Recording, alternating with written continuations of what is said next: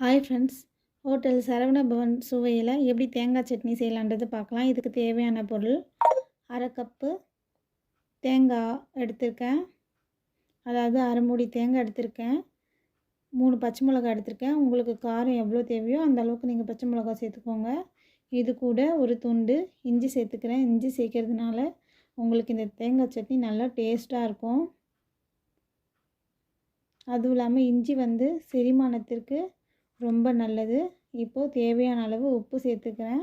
இப்போது மிக்சியை ஆன் பண்ணிக்கலாம்.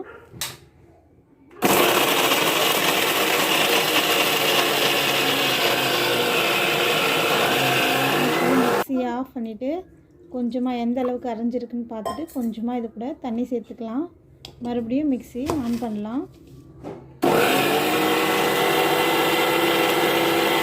பாருங்கள் எந்த அளவுக்கு தேங்காய் அரைஞ்சிருக்குன்னு. இந்த நேரத்தில் பொட்டுக்கடலை இது கூட சேர்த்துக்கலாம். பொட்டுக்கடலை இந்த சட்னிக்கு அதிகமாக சேர்க்காதீங்க. ஒரு 3 ஸ்பூன் மட்டும் சேர்த்துக்கோங்க. சின்ன ஸ்பூனில் 3 ஸ்பூன் நான் சேர்த்துக்கிறேன். பாருங்கள், 1 ஸ்பூன், 2 ஸ்பூன், 3 ஸ்பூன் அளவுக்கு மட்டும் நான் சேர்த்துக்கிறேன். சேர்த்ததும் மறுபடியும் மிக்சி ஆன் பண்ணலாங்க.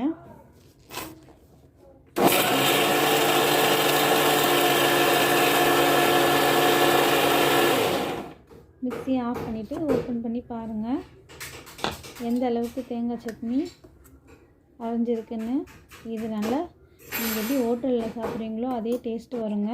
தாளிக்கிறதுக்கு நம்ம இப்போ ஒரு கடாயை வச்சுட்டு கொஞ்சமாக எண்ணெய் ஊற்றிக்கிட்டு கடுகு போட்டுக்கலாம். கடுகு பொரிஞ்சது கொஞ்சமாக சீரகம் போட்டு கருவேப்பிலை போட்டு இப்போ தாளிப்பை இதில் ஊற்றலாம். இப்போது நமக்கு ஹோட்டல் சுவையில் தேங்காய் சட்னி ரெடி. இதை ட்ரை பண்ணி பாருங்கள் ஃப்ரெண்ட்ஸ்.